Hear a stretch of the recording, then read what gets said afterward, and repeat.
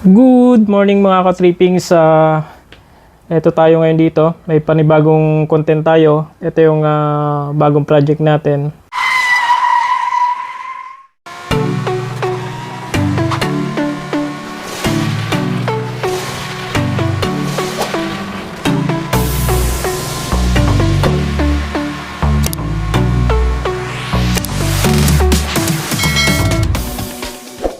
Ano siya? Upgraded, improved, and most convenient natin ng set ng auto folding kit ng side mirror ng ating Toyota Vios. Yan, yung mga magko-convert from manual into automatic, meron na tayo ditong set na ginawa. Mas pinadali natin siya at most convenient siya, mas madali na rin siyang ilagay. Okay, so ito siya. Bali ito lang yung set niya nung pag-install natin. Mas madali siya. Papakita ko sa inyo kung paano. Bali yung dulo ng wiring niya is ganito. At isasabay na natin siya dun sa socket ng ating ito ng mga connection natin. Yung sa mirror natin, ganito yung dulo niya. So yung motor natin, ganito na rin yung dulo niya. So kasama na siya natin na ilalagay dito sa ating socket connection. Okay, so ipapakita ko sa inyo kung paano natin siya gawin. Okay, na yan. So bali ito yung dulo niya is female na siya. Ang gagawin lang natin is ilalagay lang natin siya dito. Yan, sa ating pinaka bracket natin. Ayan, ilagay na natin siya dyan. And then i-secure na natin siya. Yung mga tornilyo natin dito, yung 3 pirasong tornilyo. Sana ba yun? Ayan, ito yung tornilyo natin. Si-secure lang na siya natin. Ayan, isa dito.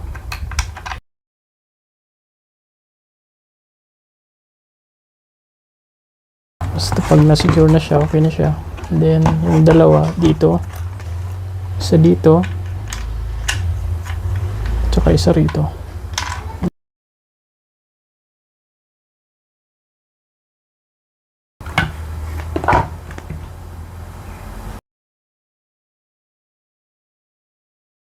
Then, ito yung dulo. Bali, ang gagawin lang natin, tatanggalin natin to. Kasi isasama na natin tong wire na to dito.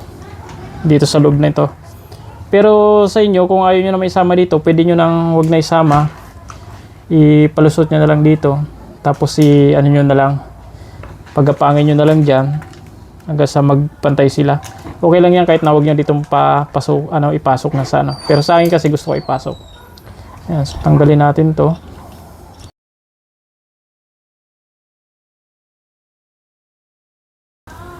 So bali isasama na natin to lahat dito. Okay.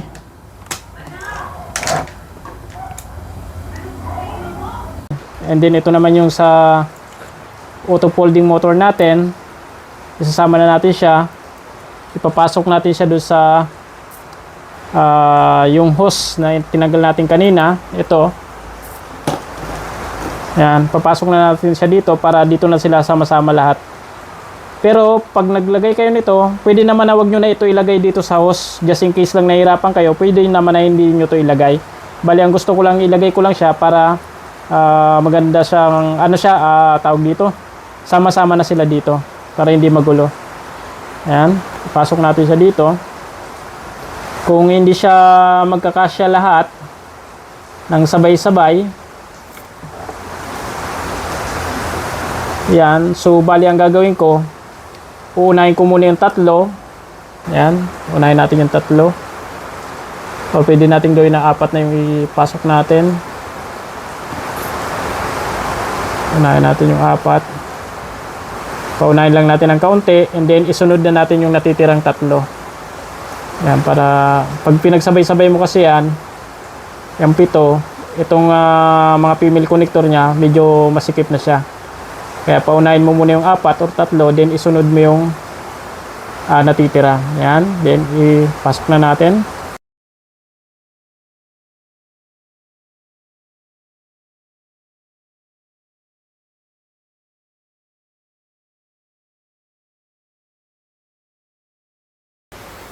Ayun, lumabas na siya dito. Yung iba, ilayin lang natin. Tulak pa natin yung iba para lumabas.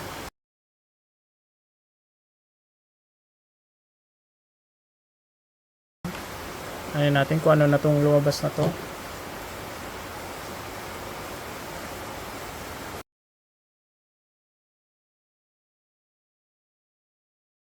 Ayan. Ilayin natin para may straight itong mga to.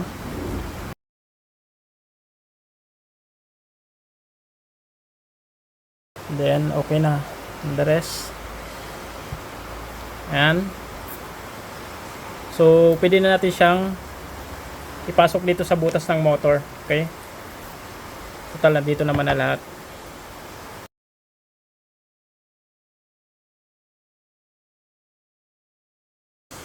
And then, ito naman yung sa 360 natin. Kung may 360 kayo, pwede nyo na rin ipasok dito.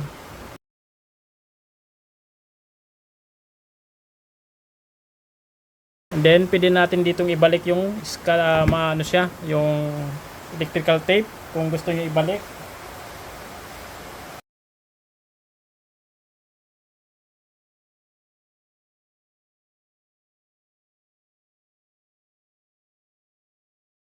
Ayan, balik na natin. Layan na natin.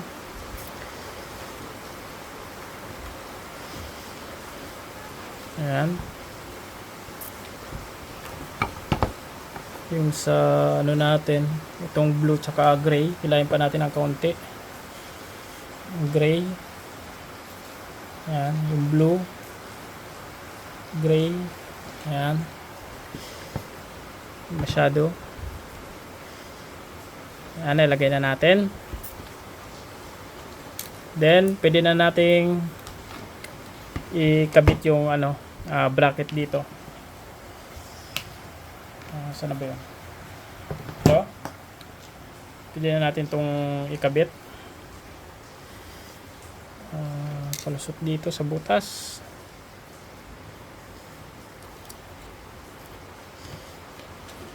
Ito. Ayan. Okay. Then, ilagay na natin yung screw dito na tatlo.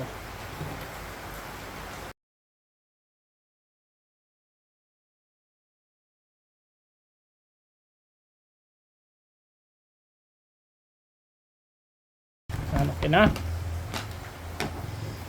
Then, iayos na natin dito. Ayan. Yung wire natin. 360. Then, lagyan na natin tong cover. Ayan. Ano ba siya? Ang dumi. Linisan ko muna. Ayan. Lagyan na natin ito. Paano ba yung paglagay natin ito? Pag ganyan siya. So, pasok natin dito itong mga wire. Ayan. And then,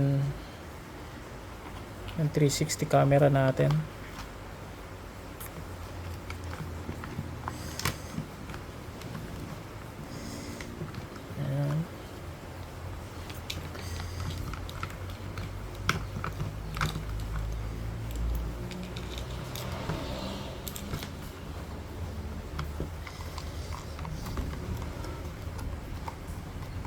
Ayan, ilagay na natin.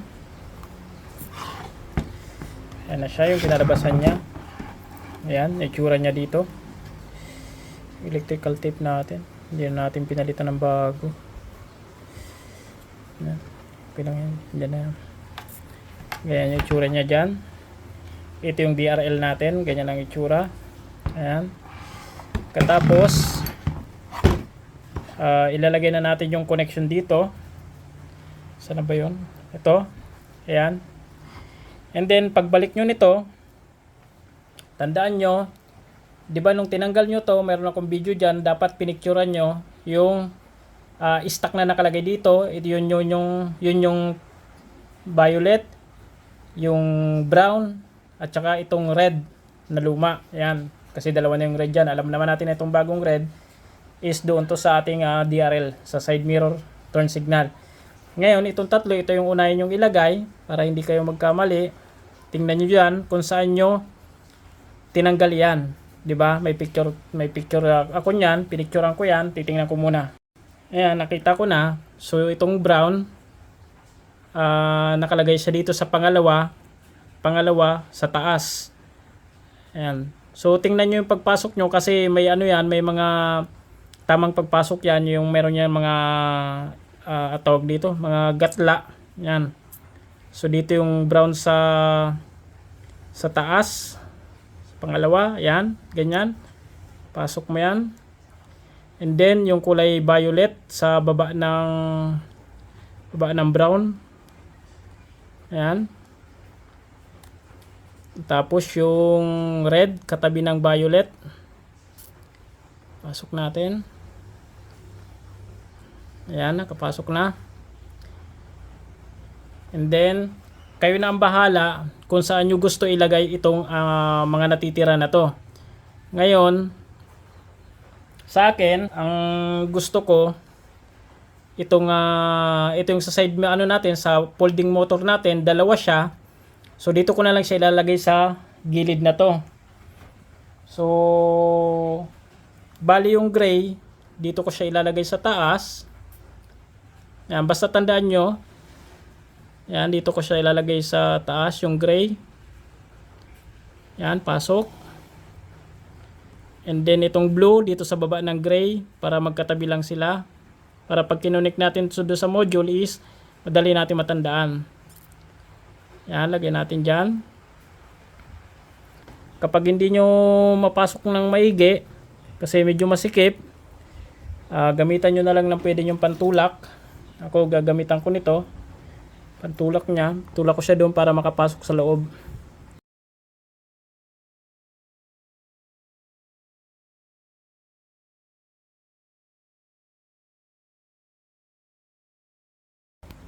Ayan. So pag napasok nyo na yun, pwede nyo nang ilak to, yung dito niya. Yung sinikwat nyo dito, pwede nyo na ibaba. Ayan. So ganyan na yung kalalabasan niya. So eto, okay lang to kasi pasobra. Kasi baka mamaya yung pag ko kanina baka kapusin, okay lang naman yan, may sobra siyang ganyan. Pwede nyo naman yan na i-coil na ganyan, tapos lagyan nyo na lang ng cable tie. Pero sa akin, ayan ko na siyang ganyan. Ayan. Bali nagawa na natin, ayan, yung dito sa ating banda sa kaliwa. Tapos, ito naman yung sa banda sa kanan. Ayan, nagawa na natin siya, dalawa na siya. Ayan, kaliwa kanan na. Okay. So ngayon, itetest na rin natin yung sa sa auto-fold natin. Itetesting na natin siya. Ito yung set ng atin ng auto-fold natin. Ito yung bago natin na ginawa. Ayan siya. Ayan yung ating ginawa. Okay. So ito yung natin. Fuse natin. Constant power. Accessories. Switch. Ground, module, ito yung mga connector na mga connection natin, okay? Bali may mga na siya, designated wire na siya. Ayan. May connection na siya na wire. Color code na rin siya. Ayan, hindi kayo malilito diyan, okay? Kasi ito yung mahaba, ito yung maiksi. Makikita nyo color code brown, orange. So, ito yung brown and orange. Ayan, kung saan yung brown, doon nyo lang din tusok to. Kung saan yung orange, doon nyo lang din itusok yung orange. Ayan. Ito din, ganun din. Kung saan yung brown, doon lang din itusok, brown. And then yung orange, dito lang din sa orange. Ayan. Okay? So, ito yung mga pin natin. Plug and play na rin yan. Ipapasok na lang niya natin doon sa connection sa may door side. Yung connection nito. Ayan. Bali, papakita ko sa inyo pag install ko. Ayan. Okay. So, itong isa, i-testing natin itong isa. I-test natin itong sa bandang kanan. Ayan siya. So, bali yung auto folding natin. Ito siya. Yung isa lang dito ang gagamitin natin. Yung ay pala to. Bali Oo, dalawa pala. Ayan. So, titingnan natin. Ang ano natin, itong brown natin is nakakonect siya sa auto fold natin. Yung brown sa gray siya. So, ito yung gray niya.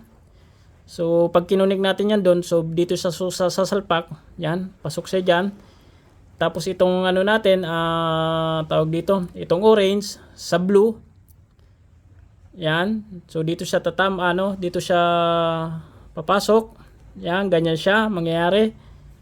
Ganyan yung setup niya. And then yung power natin, saan ba yung ano natin? Pan-testing. Ito. Dito yung pan-testing natin. Ayan.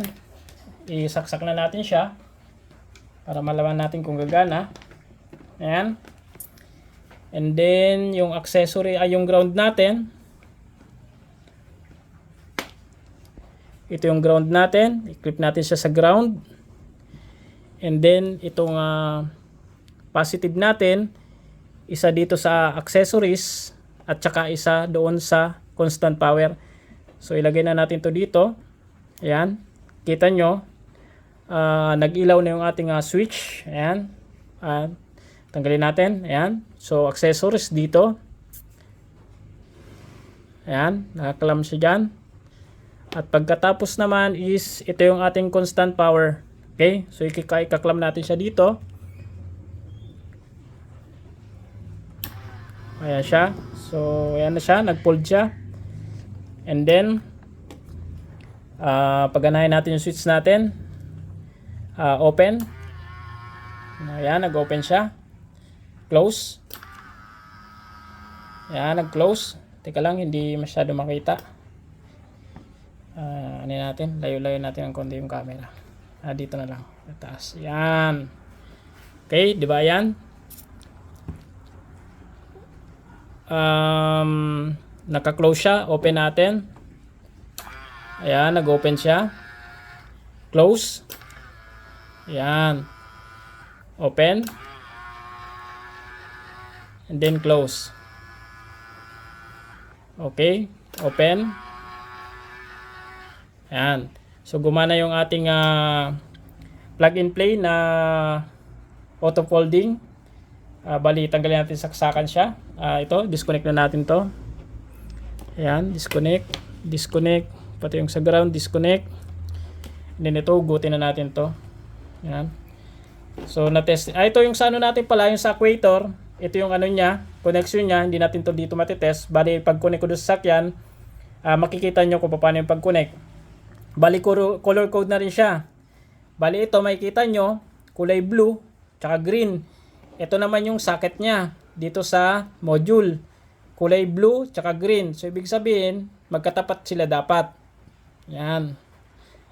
Ganyan lang siya. Tapos, ito naman yung dulo niya. Nilagyan ko na rin siya ng pin. So, itutusok nyo lang siya dun sa door equator nyo. Yung naglalak-unlock nyo. Okay? Ituturo ko sa inyo kung alin dun yung pagtutusukan yan. Okay? So, itabi na natin to. Okay na to.